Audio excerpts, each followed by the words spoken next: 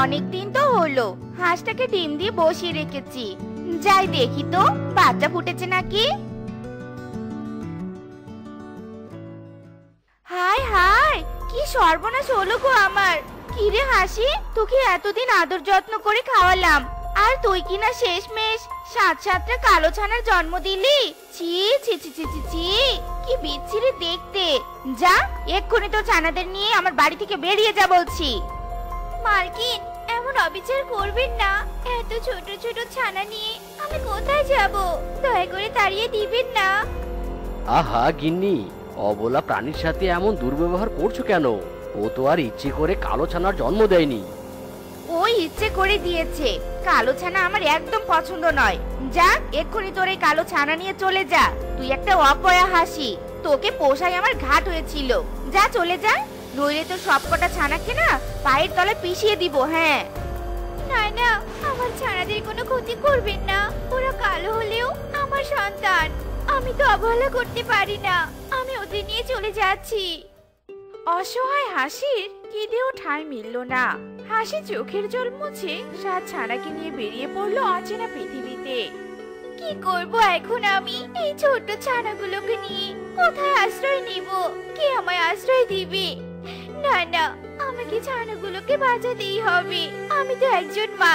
ছানারা, তোরা কোনো চিন্তা করিস না, আমি তোদের কোনো ক্ষতি হতে দিব না।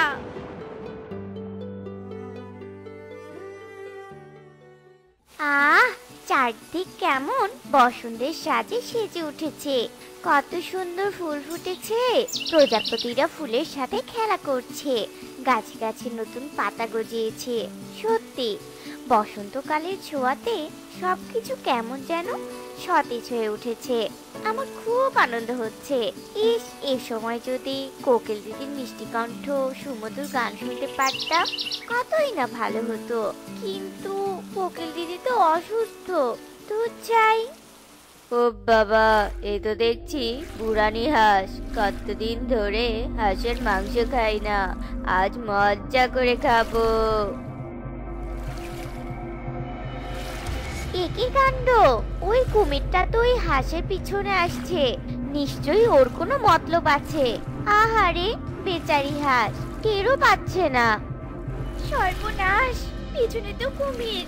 এখন নিজেকে রক্ষা করব কি করে? আর বা ছানাদেরই বা কি করে রক্ষা করব? হে বিধাতা, এ কোন বিপদে ফেললে আমায়? বাঁচাও, বাঁচাও।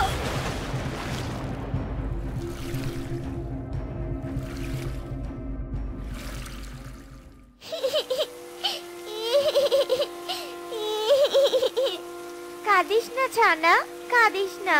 আমি তোদের মাকে বাঁচাতে পারিনি, কিন্তু চিন্তা করিস না তোরা। আমি তোদের সবাইকে মায়ের মতো ভালোবাসা দিয়ে আগলে রাখবো। আজ থেকে তোরা আমার সন্তান। তোদের খুব খিদে পেয়েছে তাই না রে? দাঁড়া, আমি খাবারের ব্যবস্থা করছি। আহারে, ছানাগুলো দেখতে কতই না সুন্দর। আমার ঘরে আসতে না আসতে ছোটাছুটি করে আমার পুরো ঘর মাতিয়ে তুলেছে। আজ থেকে আবার একাকিত্ব ঘুচে গেল আমার। এরপর টুনি ছানাগুলোকে আদর করে নিজের ডানার নিচে নিয়ে আলতো করে রেখে ঘুম পাড়াতে থাকে। ঘুম পাড়ানি মাসি পিসি মোদের বাড়ি এসো। খাট নেই পালং নেই, চোখ পেতে বসো। টুনি পাখি, তুমি যখন আমার ছানাগুলোকে বুকে টেনে নিলে, দয়া করে কোনোদিনও ওদের অবহেলা করো না। ওদের অবহেলা করলে আমি কোনোদিনও শান্তি পাবো না। তুমি ওদেরকে দেখে রেখো, মায়ের ভালোবাসা দিও, ওদের কষ্ট দিও না। তোমার কাছে এটাই আমার চাওয়া। হাঁস দিদি, তুমি একদম চিন্তা করো না। তোমার ছানাদের আমি কোনোদিন কষ্ট দিব না, কোনোদিনও অবহেলা করব না। তুমি একদম চিন্তা করো না।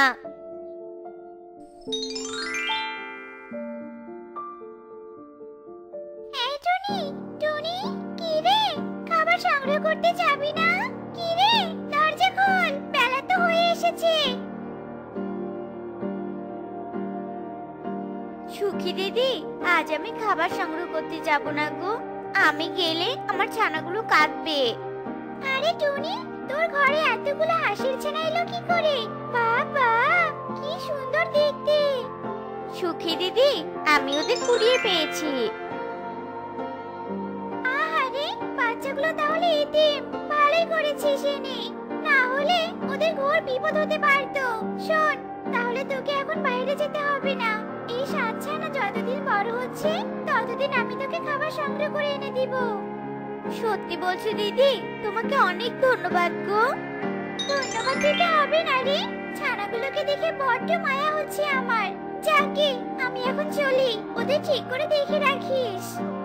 এরপর থেকে সুখী পায়রা প্রতিদিন টুনির বাড়িতে খাবার দিয়ে যেত। এদিকে টুনি অনেক যত্ন ভালোবাসা দিয়ে হাঁসের ছানাগুলোকে বড় করতে থাকে। দেখতে দেখতে হাঁসের ছানাগুলো বেশ বড় হয়ে যায়। মা, ওমা, তুমি কত সুন্দর আকাশে উড়ছো, তাহলে আমরা কেন উঠতে পারছি না গো? আমরাও তোমার মতো আকাশে উঠতে চাই মা। হ্যাঁ সোনারা, উড়বি তো, বড় হওয়া আগে তারপর উড়বি। নে এবার তাড়াতাড়ি চল।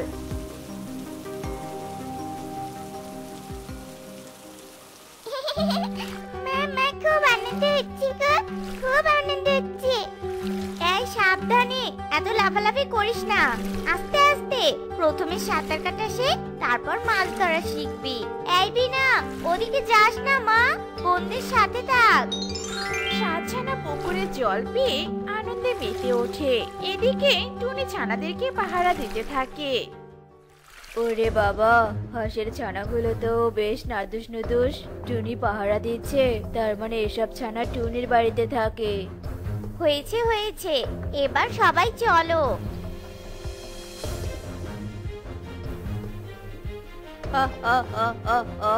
টুনি হাঁসের ছানাগুলোকে এত যত্ন করে লালন পালন করার জন্য তোকে অনেক ধন্যবাদ।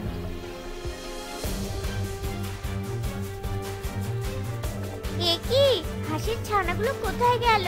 বিনা, টিনা, লিনা, খুশি, তোরা কোথায় গেলি মা?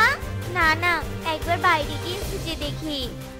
কি হলো আঙ্কেল, কোথায় আমাদের মা? মাকে তো দেখছি না, বলো না আঙ্কেল, মা কোথায়? আছে তো, তোদের মা আছে, আর একটু গেলেই মায়ের দেখা পাবি।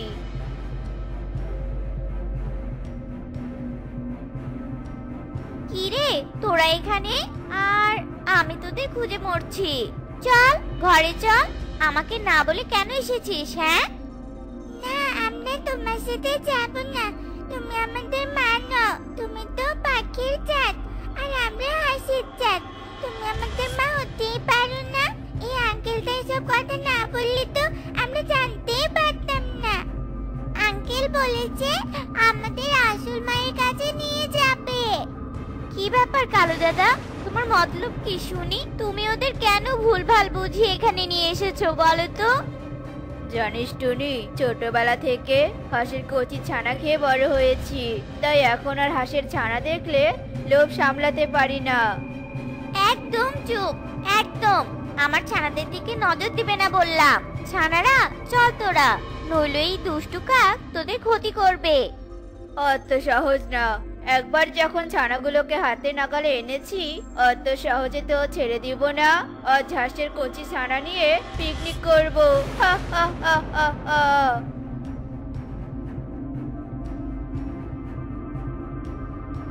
কি রে, এই কাক তো আসলে দুষ্টু কাক। তাহলে কি নিজেরাই নিজেদেরকে বিপদে ফেললাম? বাঁচাও, বাঁচাও!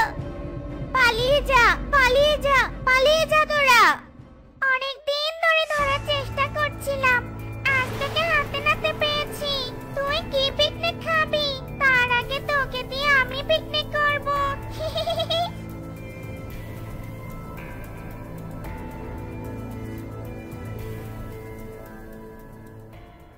বেশ হয়েছে, বজ্জাত কাক, আমাদের ছানাদের খেতে এসেছিলি তাই না? দেখ, নিজেই অন্যের খাবার হলি। দেখলেই তো সোনারা, মাকে না বলে আসলে কোন বিপদে পড়তে হয়। এবার চল বাড়ি চল তো। না, আমরা তোমার সাথে যাব না। তুমি তো আমাদের মা নও, আমরা আসল মায়ের কাছে যাব।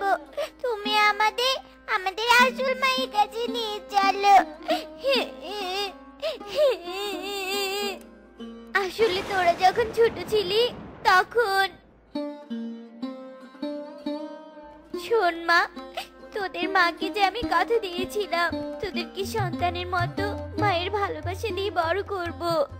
দয়া করে তোরা আমাকে ছেড়ে যাস না, নয়তো তোদের মায়ের কথার যে আমার খেলাপ হয়ে যাবে। তোদের কোনো ক্ষতি হলে তোদের মায়ের আত্মা অনেক কষ্ট পাবে, অনেক। আমাদের আসল মা মারা গেছে, তাহলে আর কার কাছে যাব? টুনি মা, আমরা তোমার কাছেই থাকবো, কোনোদিন তোমাকে ছেড়ে যাব না। তুমি আমাদের 7 জনকে যেভাবে আগলে রেখেছো সেভাবেই আগলে রেখো, কেমন? আয় সোনারা, আমার কাছে আয়।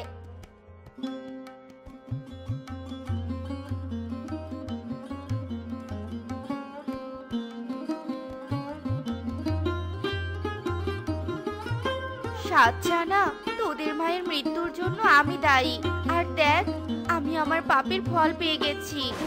কে আপনি, আর কেনই বা আপনি নিজেকে দায়ী করছেন? আমি হলাম এক পাপী মানুষ। সেদিন তোদেরকে কালো বলে দুধ ছাই করে তাড়িয়ে দিয়েছিলাম। আর দেখ, সেজন্যই বিধাতা আমার কোলেও কালো সন্তানের জন্ম দিয়েছে। আর কালো কন্যা জন্ম দেওয়ার জন্য আমার স্বামী আমাকে তাড়িয়ে দিয়েছে। ঠিক যেরকম আমি আমার পোষা হাসির সাথে করেছিলাম। আমি পাপ করেছি, আমি অনেক পাপ করেছি। তোরা আমাকে ক্ষমা করে দিস। আমার জন্যই যে তোদের মায়ের মৃত্যু হয়েছে। আসলে জানেন তো, প্রকৃতি কখনো কাউকে ছেড়ে দেয় না। পাপের ফল কোনো না কোনো ভাবে সুদে আসলে ফিরিয়ে দেয়। এখন আর কেঁদে কি লাভ? যার সাথে অবিচার করেছেন সেই তো আর বেঁচে নেই। এখন হাজার কেঁদেও আর লাভ নেই। শিমুলপুর বনে টুকি নামে এক মেয়ে পাখি, তার মা টুনি আর তার বোন টুনটুনের সাথে বাস করত। টুকি ছিল কালো, আর টুকি কালো হওয়ার কারণে বনের সবাই ওকে দেখলে অনেক অপমান আর হাসাহাসি করত। টুকির বোন টুনটুন ছিল বেশ সুন্দরী। টুনটুনও টুকিকে খুবই অপমান করত। একদিন, সোনারা, আজ আমি শপিং করতে যাব। বলো তোমাদের জন্য কেমন গহনা নিয়ে আসবো? টুকি মা, তোর জন্য কেমন গহনা আনবো? মা, এটা আবার বলতে হয় নাকি? ও তো কালো, তুমি ওর জন্য কালো পাথরের গহনা নিয়ে এসো। ওর মতো কালিকে তো কালোই মানাবে। মা, দেখলে তো টুনটুন তোমার সামনে আমাকে কিভাবে অপমান করলো। তুমি ওকে কিছু বললে না কেন? টুনটুন, কি বলছিস এসব? টুকি তোর বড় দিদি, ওর কাছে ক্ষমা চা বলছি। বড় তো কি হয়েছে, ও তো আমার থেকে দেখতে কালো আর কুৎসিত, আর আমি কিনা ক্ষমা চাইবো ওর কাছে? এটা কোনোদিনও সম্ভব নয়। এই বলে টুনটুন ওখান থেকে চলে যায়। টুনটুনির মতো বনের বাকি সব পাখিরাও টুকিকে দেখলে অপমান করত। একদিন সকালবেলা টুকি বনের রাস্তা দিয়ে যাচ্ছিল। এমন সময়, এ কি দেখলাম আমি? আমি যে একটা সাক্ষাৎ কালীকে দেখছি। আজকের দিনটা আমার নষ্টই হয়ে গেল। এই কালী, এই, তুই যখন দেখলি আমি এই রাস্তা দিয়ে আসছি, তখন তুই অন্যদিকে ঘুরে দাঁড়াতে পারিসনি? সকাল সকাল তোর মুখটা আমাকে দেখতে হলো। আজকে আমার সারাটা দিনই খারাপ যাবে। মাসি, কি বলছো এসব? আমি কালোর জন্য আমার মুখ দেখলে তোমার দিন খারাপ যাবে? এটা বলা উচিত নয়। যে ঈশ্বর তোমাকে সৃষ্টি করেছে সেই ঈশ্বরই তো আমাকেও সৃষ্টি করেছে। তাহলে তুমি আমাকে দেখে এমন কেন বলছো? শোনো শোনো, কালীর মুখে জ্ঞানের কথা শোনো। এই বাদরনি, তোর জ্ঞান শোনার মতো টাইম আমার কাছে নেই। রাস্তা থেকে সরে যা বলছি, আমাকে যেতে দে। এই বলে বিউটি চলে যায়। এইভাবে টুকির দিন চলতে থাকে। একদিন টুকি একটা কালো ক্ষুধার্ত ছাগলকে ঘাস খাওয়াচ্ছিল। এমন সময় কনক আর পারুল টুকিকে দেখে বলে, এই দেখ দেখ কনক, এক কালো ছাগল আরেক কালো ছাগলকে ঘাস খাওয়াচ্ছে। এই কালী, আসল ছাগলের সাথে তুইও একটু খা। তোরা সব সময় আমার সাথে এমন কেন করিস বলতো? আমি কি করেছি তোদের সাথে? শুধু আমি কালো জন্য আর দেখতে কুৎসিত জন্য তোরা আমাকে এমন অপমান করিস? তোরা জানিস এই ছাগল তোদের থেকে অনেক ভালো। এই ছাগলের মন তোদের মতো অত ঘর ব্যাজ বোঝে না। আরে ছাগল আমাকে অপমানও করে না, বুঝেছিস? ছাগল যদি ভালো হয় তাহলে তুইও ছাগলের মতো হয়ে যা। আর এমনিতেও তুই দেখতে ছাগলের মতোই, কালি কোথাকার। এই কনক চল চল চল এখান থেকে, এই কালিকে দেখলে আমার কেমন বমি বমি পায়। এই বলে পারুল আর কনক ওখান থেকে চলে যায়। টুকি পশু পাখিদের প্রতি খুবই মায়াবতী ছিল। কখনো কুকুরকে দুধ রুটি খেতে দিত, আবার কখনো বিড়ালকে খেতে দিত। এইভাবেই তার দিন চলতে থাকে। একদিন টুকি তার মনের দুঃখে বনের রাস্তা দিয়ে হাঁটছিল। এমন সময় ওর চোখে পড়ে একটা রক্তাক্ত পাখি। আরে আরে, এ তো একটা আহত পাখি, খুব রক্ত বেরোচ্ছে। একে তো আমার বাসায় নিয়ে যাওয়া উচিত, আরে সেবা করা উচিত। আমি আগে রক্ত বন্ধ করার ব্যবস্থা করি। এই বলে টুকি পাখিটাকে তার বাসায় নিয়ে যায় আর পাখিটার আঘাতের জায়গায় পট্টি বেঁধে দেয়। এরপর মলম দিয়ে 2 দিন সেবা যত্ন করে পাখিটাকে সুস্থ করে তোলে। পাখি এখন সুস্থ হয়ে গিয়েছে। এখন আমি এই পাখিটাকে যেখানে পেয়েছি সেখানেই রেখে আসি, কারণ ওখান থেকে ওর বাসায় যেতে খুবই সুবিধা হবে। এই বলে টুকি পাখিটাকে যেখানে পেয়েছে সেখানেই রাখে, আর সাথে সাথে পাখিটা পরিতে পরিণত হয়ে যায়। এ কি? কে তুমি? তুমি তো একটা ছোট্ট পাখি ছিলে, তাহলে এরকম হলে কি করে গো? আমি একটা পরী। আমি ছোট পাখির রূপ নিয়ে আকাশে উড়ে উড়ে হাওয়া খাচ্ছিলাম। এমন সময় একটা দুষ্ট শিকারী আমাকে আঘাত করে আর আমি এখানে পড়ে যাই। তুমি খুবই ভালো মনের একটা পাখি যে তুমি আমাকে সুস্থ করেছো। আমি তোমাকে উপহার হিসেবে এই গোলাপি লিপস্টিকটা দিলাম। এই গোলাপি লিপস্টিক দিয়ে আমি কি করব যেখানে আমি কালো? এটা একটা জাদুর লিপস্টিক। তুমি এটা তোমার ঠোঁটে দিলে তোমার পুরো শরীর ফর্সা হয়ে যাবে। শুধু তাই নয়, তুমি এই লিপস্টিকের কাছে যা চাইবে এই লিপস্টিকটা তোমাকে তাই দিবে। এরপর পরি সেখান থেকে চলে যায় আর টুকি ওই গোলাপি লিপস্টিকটা তার ঠোঁটে দেয় আর তার পুরো শরীর ফর্সা হয়ে যায়। আরে আরে, সত্যি তো এই গোলাপি লিপস্টিকটা তো সত্যি জাদুর। তবে আমি এই লিপস্টিকটা দিয়ে বনে যারা যারা আমাকে কালো বলে অপমান করেছিল তাদের আমি উচিত শিক্ষা দেব, বদলা নেব তাদের। আমি কাউকে শান্তিতে থাকতে দেব না। আমাকে অপমান করা দেখাচ্ছি মজা। এই বলে টুকি বিউটির বাসায় যায় আর দেখে বিউটি আর কবুতর কথা বলছে। বিউটি, সত্যি তুমি আমার চোখে সবচেয়ে সুন্দরী। আমি তোমাকে পেয়ে খুবই খুশি। টুকি লুকিয়ে লুকিয়ে সব শোনে আর মনে মনে বলে, তোর বউ সুন্দরী নাকি এবার বুঝবি। এই জাদু লিপস্টিক বিউটি মাসিকে কালো বানিয়ে দে তো। টুকি বলার সাথে সাথে বিউটি কালো হয়ে যায়। এ কি? কে তুমি? ভূত নাকি? ভূত ভূত! আমার স্ত্রী কোথায়? কি বলছো এসব? আমি তো তোমার স্ত্রী। আমাকে চিনতে পারছো না তুমি? আমি তোমার বিউটি গো, বিউটি। তুমি আমার বিউটি, তো তোমার চেহারা এমন কালো হয়ে গেল কেন? কবুতরের মুখে এমন কথা শুনে বিউটি নিচের দিকে তাকায় আর অবাক হয়ে কান্না শুরু করে দেয়।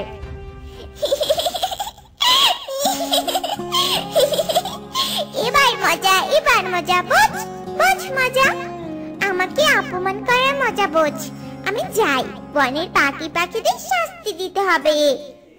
এই বলে টুকি গোপনে লুকিয়ে লুকিয়ে যারা যারা তাকে অপমান করেছিল তাদের কাউকে কালো বানিয়ে দেয়, আবার কাউকে বৃদ্ধ বানিয়ে দেয়।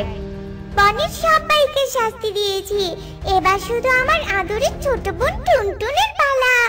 টুনটুন, তোর সৌন্দর্যের দিন শেষ। এই বলে টুকি তার বাসায় যায়। টুকি বাসায় গিয়ে দেখে টুনটুন আয়নার সামনে দাঁড়িয়ে মেকআপ করছে আর বলছে, উফ, আমি এত সুন্দর কেন? আমাকে আজকে অন্যরকম লাগছে। আমার বয়ফ্রেন্ড আজকে আমাকে দেখলে চমকে যাবে। আজ আমাকে এত সুন্দর লাগছে দেখতে। সত্যি সত্যি আজকে তোর বয়ফ্রেন্ড তোকে দেখলে চমকে যাবে। কে তুই? আর তোর গলাটা এমন চেনা চেনা লাগছে কেন? আমি টুকি। দেখ এবার আমি তোর সৌন্দর্যের কি অবস্থা করি। এই গোলাপি লিপস্টিক, টুনটুনকে একদম কালো ভূতনি করে দে। বলার সাথে সাথে টুনটুনের চেহারা কালো হয়ে যায়। এইদিকে টুকি হাসতে থাকে। দিদি, তুই এটা কি করলি? এটা আমার কি হয়ে গেল? দিদি, আমাকে ভালো করে দে দিদি। ভালো করে দিব? কোনোদিনও না, আমি তোকে কিছুতেই ভালো করব না। আমি যখন কালো ছিলাম তখন তুই আমাকে অনেক কিছু বলেছিস। এখন তুই মজা বুঝবি। আমি আমার অপমানের প্রতিশোধ নিয়েছি, দেখ কেমন লাগে। এই বলে টুকি ওখান থেকে চলে যায়। বনের সবাই তাদের সৌন্দর্যের জন্য অনেক কান্নাকাটি করে। তাদের কান্না দেখে টুকির অনেক হাসি পায়। একদিন ওই পরী ওই বনের উপর দিয়ে যাচ্ছিল।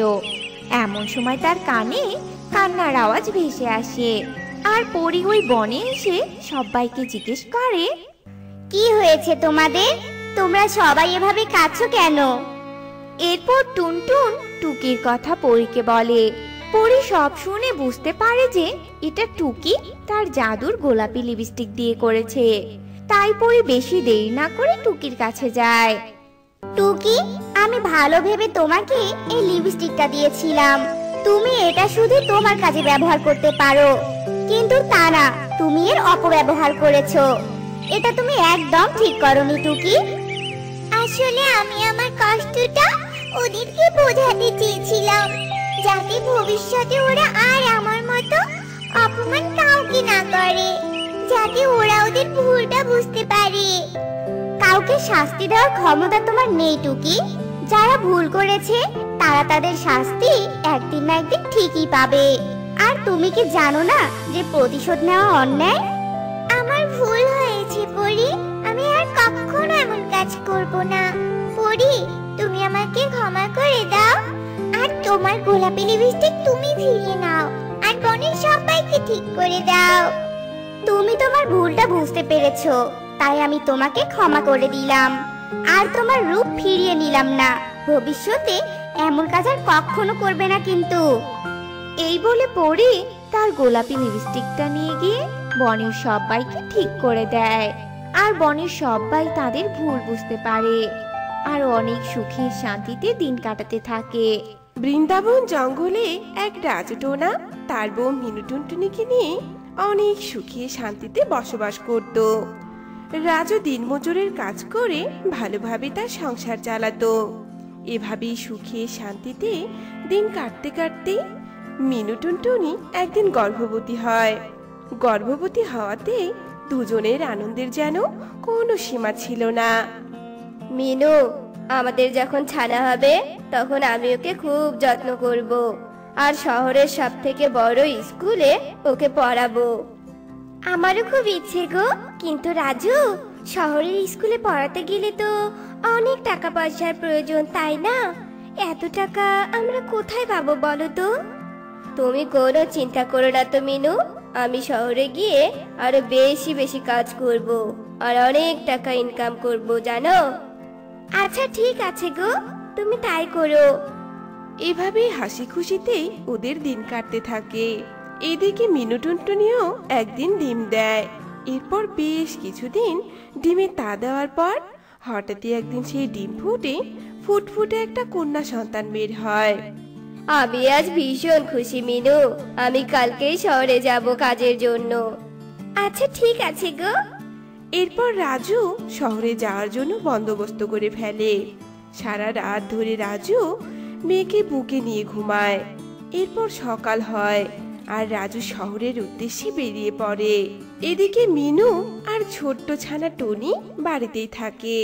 ওইদিকে কিছু দূর যেতে রোড অ্যাক্সিডেন্ট করে রাজু মারা যায়।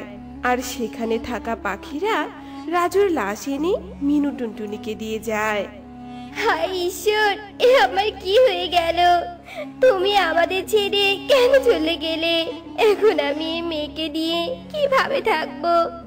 আমি কিভাবে ওকে বড় করব? মিনু এসব বলতে থাকে আর খুব কাঁদতে থাকে। এদিকে জঙ্গলের সবাই মিলে রাজুর লাশটাকে সৎকার করায়। এরপর সবাই যে যার বাড়িতে চলে যায়। এদিকে মিনু ওর মেয়েকে বুকে জড়িয়ে ধরে বসে থাকে। এভাবেই বেশ কিছুদিন কেটে যায়। একদিন মিনু মনে মনে ভাবে, এভাবে যদি আমি হাত পা গুটিয়ে বসে থাকি তাহলে আমার মেয়েটা যে না খেয়ে মারা যাবে। আমি বরং কারো বাড়িতে একটা কাজ শুরু করে দেই। এরপর মিনু কাজের জন্য বের হয় আর কাকুলির বাড়িতে যায়।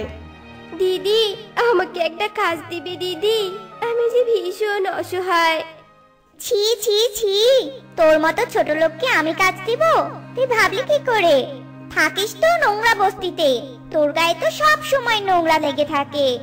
তোর ওই নোংরা হাতের রান্না কখনোই নামবে না আমার গলা দিয়ে। আর তোর তো অনেক অভাব, অভাবের তাড়নায় তুই যদি আমার ঘরে চুরি করিস।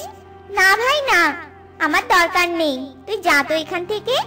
আমার বাড়িটাই নোংরা করে দিলি তুই, যা যা বের হ। এরপর কাকলি মিনুকে ঘাড় ধাক্কা দিয়ে তার বাড়ি থেকে বের করে দেয়। এরপর মিনু কাঁদতে কাঁদতে অন্য একটা বাড়িতে যায়, কিন্তু সেখানেও তাকে অপমান করে তারা বের করে দেয়। এভাবে মিনু প্রত্যেকটা বাড়িতে ঘোরে, কিন্তু কেউই তাকে একটা কোনো কাজ দেয় না। আর মিনু হতাশ হয়ে বাড়িতে ফিরে আসে। মা, মা, কি হয়েছে মা? তুমি এভাবে কাঁদছো কেন? তোমাকে কি কেউ বকেছে মা? নাকি কেউ তোমাকে মেরেছে? তুমি বলো আমাকে, কে মেরেছে তোমায়? আমি তাকে আচ্ছা করে শাস্তি দিব। না রে মা, আমার কিচ্ছু হয়নি। আমাকে কেউ কিছু বলেনি। সবই যে আমার কপালের দোষ। মারে, তুই আমাকে ক্ষমা করে দিস মা। তোকে নিয়ে তোর বাবার কত স্বপ্ন ছিল, আজ তার কিছুই আমি করতে পারছি না। আর তোকে আমি ঠিক মতো খাওয়াতেও পারছি না রে মা। মা, তুমি কেঁদো না, তুমি চুপটি করে বসে থাকো তো। আমি তোমার কোলে মাথা রেখে একটু শুয়ে থাকি। আর টুনি মায়ের কোলে শুয়ে পড়ে। এভাবেই কোনো রকমে রাতটা কেটে যায়। এদিকে সকাল হয়ে যায়, কিন্তু মিনু আর বিছানা থেকে উঠতে পারে না। তার শরীর যে অনেক দুর্বল ছিল আর তার ভীষণ জ্বর ছিল। মা, তোমার শরীরটা তো বেশ খারাপ, তুমি শুয়ে থাকো, আমি এক্ষুনি তোমার জন্য ঔষধ নিয়ে আসছি। এই বলে টুনি উড়ে গিয়ে ডাক্তারের দোকানে যায় আর বলে, ডাক্তার বাবু, আমার মায়ের জন্য একটু ঔষধ দাও না গো, আমার মায়ের যে খুব জ্বর। এই নাও ঔষধ, আর 50 টাকা দাও। আমার কাছে তো কোনো টাকা নেই। কি? টাকা ছাড়া তুই ঔষধ নিয়েছিস মানে? দে দে বলছি এক্ষুনি ঔষধ। না না, আমি দিব না, আমার মায়ের যে খুব শরীর খারাপ, ওষুধগুলো না খেলে আমার মা মরে যাবে। দে বলছি দে, তোর মা মরে যাবে তাতে আমার কি? তুই যদি ঔষধ না দিস আমি কিন্তু তোকে গাছের সাথে বেঁধে পিটাবো। না না, আমি কিছুতেই ঔষধ দিব না। এই বলে টুনি উড়ে বাড়িতে যেতে থাকে।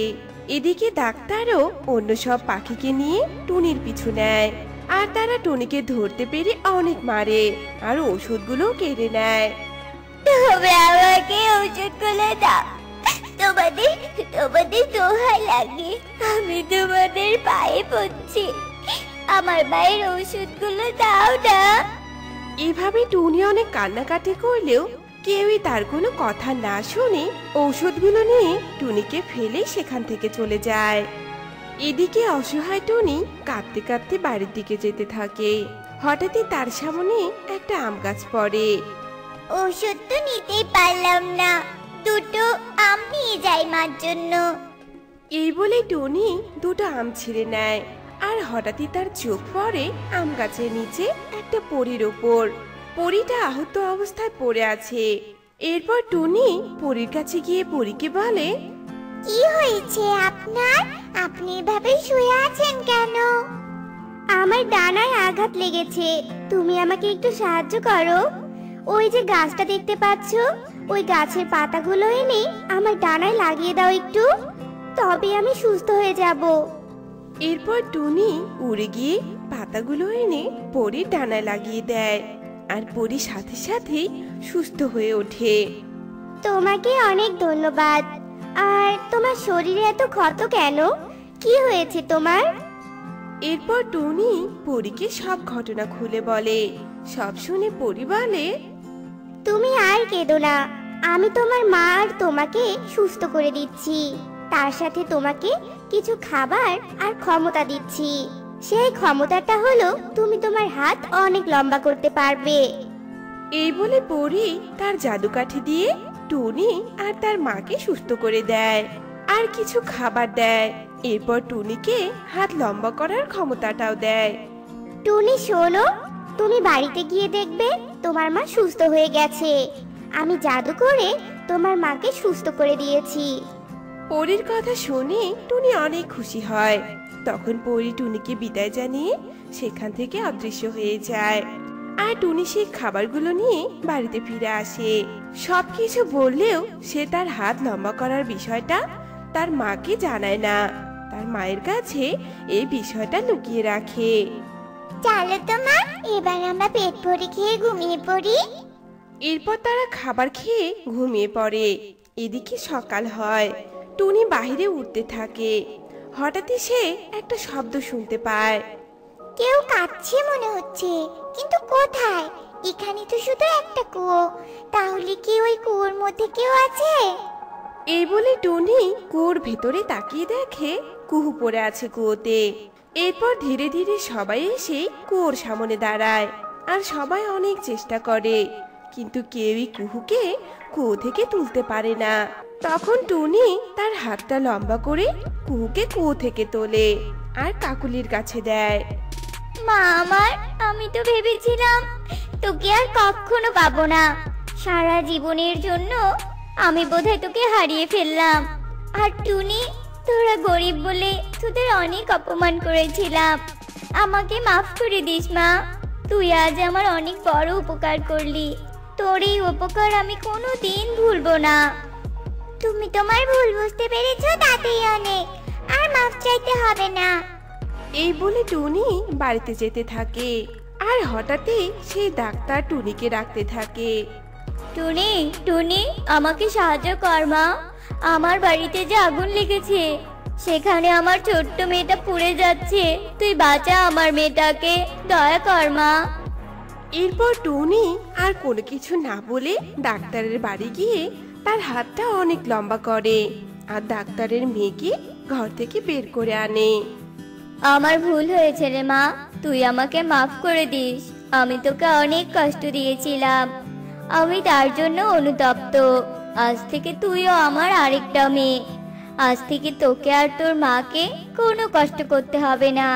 আমি নতুন বাড়ি বানাবো আর সেখানেই তোদের নিয়ে থাকবো। তোদের সব কিছুর দায়িত্ব আমার। এত চিৎকার চেঁচামেচি শুনে মিনু টুনটুনি সেখানে আসে আর ডাক্তারের সব কথা শুনে ফেলে। মা, মা, এদিকে এসো। আমাদের আর কোনো দুঃখ থাকলো না। হ্যাঁ রে মা। এরপর থেকে দুই মামি ডাক্তারের বাড়িতেই থাকতে শুরু করে। আর টুনি সুযোগ পেলেই তার লম্বা হাত দিয়ে সবারই বিপদে সাহায্য করত। আর আজ আমাদের গল্পটি তোমাদের কাছে কেমন লেগেছে তা কমেন্টে জানাতে ভুলো না কিন্তু।